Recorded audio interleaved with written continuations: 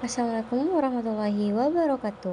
Halo semua, hari ini kita akan belajar tentang pendekatan konstruksi dalam perkembangan kurikulum pendidikan di Indonesia. Perkenalkan, nama saya Darfadila Aulia Arman dengan NIM H05233369 dari PGSD E. Kita akan membahas tentang landasan pengembangan kurikulum. Secara instruktif, filosofis, visi, dan tujuan pendidikan, para pengembangan kurikulum sangat dipengaruhi oleh latar belakang pendidikan, pandangan hidup, dan keyakinan hidupnya. Faktor penentu filosofis, visi, dan tujuan tersebut sangat ditentukan oleh akar budaya dan kebudayaan dari para pengembangan kurikulum.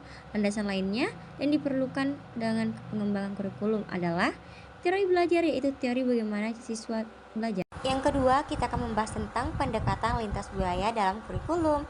Apabila kebudayaan adalah salah satu landasan kuat dalam pengembangan kurikulum, maka proses pengembangan kurikulum di Indonesia harus pula memperhatikan keberagaman budaya yang ada. Artinya, pendekatan multikultural dalam pengembangan kurikulum di Indonesia adalah suatu keharusan yang tidak dapat diabaikan lagi.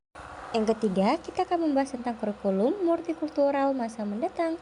Proses pengembangan kurikulum harus meliputi 3 dimensi, yaitu kurikulum sebagai ide, kurikulum sebagai dokumen, dan kurikulum sebagai proses. Ketiga dimensi kurikulum ini berkaitan satu dengan lainnya, dan kurikulum sebagai proses dilaksanakan dengan berbagai kebijakan kurikulum.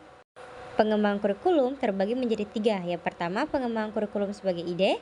Yang kedua, pengembangan kurikulum sebagai dokumen. Dan yang ketiga, pengembangan kurikulum sebagai proses. Nah, kesimpulannya, kurikulum yang menggunakan pendekatan pengembangan multikultural harus didasari pada prinsip keberagaman budaya menjadi dasar dalam menentukan filsafat, teori, model, hubungan sekolah dengan lingkungan sosial budaya setempat. Keberagaman budaya menjadi dasar dalam mengembangkan berbagai komponen kurikulum seperti tujuan, konten, proses, dan evaluasi. Sekian, Assalamualaikum warahmatullahi wabarakatuh.